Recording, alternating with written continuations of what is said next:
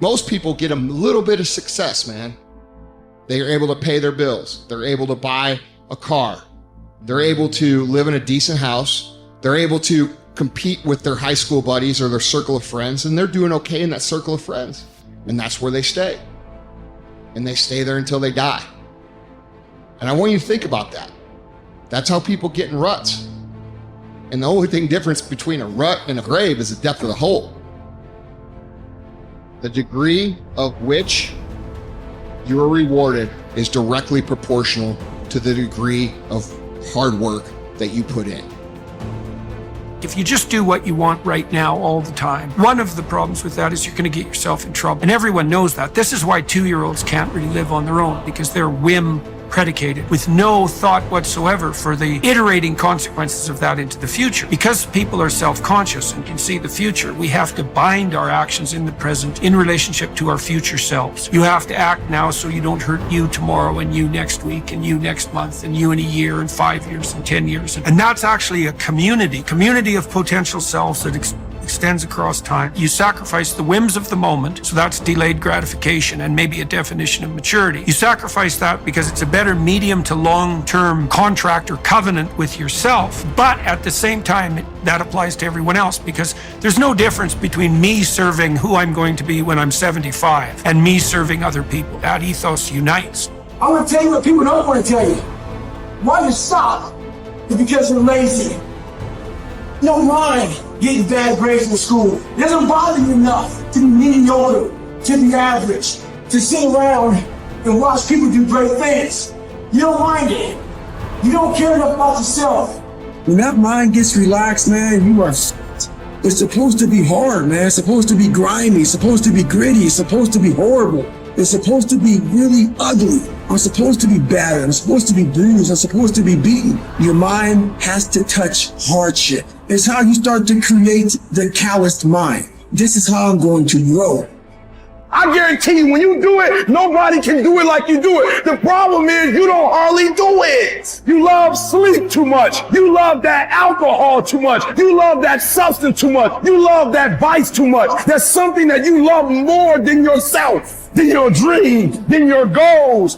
Easy never pays well. So if you're thinking that it's just going to be a walk in the park, you're dead fucking wrong. You have to give it every fucking bit of effort and energy you have to pull it off. And you have to work harder than everyone else. Work while they sleep, learn while they party, save while they spend, and live like they dream.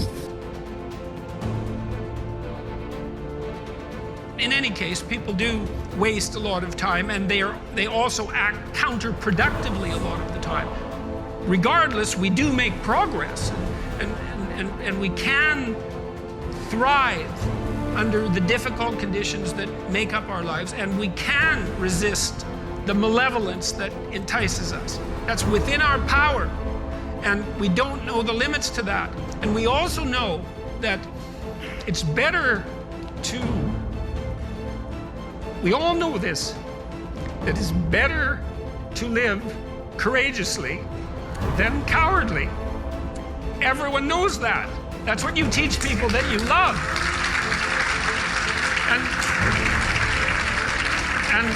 And we know that it's better to live truthfully than in deceit. And you can tell that too, because that's also what you tell people that you love. And we know that you should pick up your damn responsibility and move forward. Everyone knows that. It's part of our intrinsic moral nature. And that nature is there. And it's not difficult to communicate to people about this. Like, everyone knows that you wake up at 3 in the morning when you've let your life go off the rails, and that you berate yourself for your uselessness and your cruelty and your failure to take the opportunities that are in front of you. And if you were the master in your own house, in some sense, the captain of your own destiny, if there was no intrinsic nature, well, that would never happen. You'd just let yourself off the hook. There'd be no voice of conscience tormenting you. But no one escapes from that. And what that indicates to me is that, at least psychologically, We live in a universe that's characterized by a moral dimension, and we understand that well, and that moral failings have consequences, and that they're not trivial. They destroy you. They destroy your family. They destroy your community. And you can tell people that, and they listen because they know. They don't know they know. That's the thing, and maybe that's the thing about being an intellectual. You have the opportunity to articulate ideas that other people know, they embody, but they can't articulate. And that's what people tell me. They say, well, you help me give words to things that I always knew to be true but couldn't say. Or they say, I've been trying to put some of your precepts into practice. Responsibility being a main one, vision another, honesty, I suppose, bringing up the pack and saying, this is the fun part of doing all of this. Fun is a weak word. It's the remarkable part of doing all this. I mean, I have people tell me constantly wherever I go. It's so delightful that, they were in a pretty dark place, and they tell me why. And there's plenty of dark places in the world, and they decided, well, maybe they were going to develop a bit of a vision and take a bit more responsibility and start telling the truth and putting some effort into something. And they come up and they say, wow, you can't believe how much better things are. First say to yourself what you would be, and then do what you have to do. If you aren't happy with who you are, you first need to identify who it is that you desire to be. Without determining the destination you're trying to get to, you're probably not going to arrive there. The next step after you figure out who you want to be in your life is to take the necessary steps towards this goal. After all, putting a tack in a map on the wall is a great first step towards going on a journey. But that's only the first step. In order to achieve the good life that you want to live, you will need to exercise your will and do what you have to do to make your dream a reality. Now I will explain how you can recognize that you are not wise. The wise man is full of joy, cheerful and calm, undisturbed. He lives on equal terms with the gods. Now examine yourself.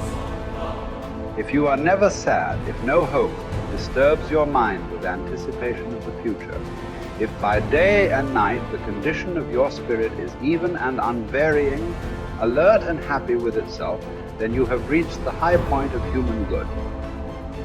The greatest obstacle is probably when meditation comes out of a sense of lack or neediness. So you feel you are deprived of something, be it money or a relationship or a living situation, and you feel there's a great lack in your life and you desperately want this to change. And so you perhaps use manifestation in a way that is not likely to work when, for example, you use affirmations such as I want a better job, I want a job with a good income and a life situation in a nice place, and I want this and I want that. By making these statements, you're actually, by implication, saying that you don't have it. So you're also, by saying that you're there's a reverse side to your statement, I want, and on the reverse side of the statement, I want, there is the statement, I don't have, and I need. And similar things, please give me, if you pray to maybe God, maybe you pray to Jesus, maybe you pray to Buddha. They do that in Buddhist countries. Maybe you pray to a saint or whatever it is, or you pray to the universe and say, please, universe, please give me this, please give me that. That also doesn't work very well. If it works, it could be accidentally, who knows, but usually that greatly diminishes your power of manifestation, because the manifestation practice arises out of a state of lack or neediness. So there's no powerful manifestation there. The secret of manifestation is expressed in one simple statement by Jesus, and that encapsulates all the books that have been written on manifestation and will ever be written on manifestation. It's just one simple sentence. It says, when you pray for something, believe that it has been given, or that you already have it, and then you will receive it. So the important thing is, he doesn't say believe that you will receive it. He says believe that you have received it. So there, the secret is hiding in that statement, believe that you have received it.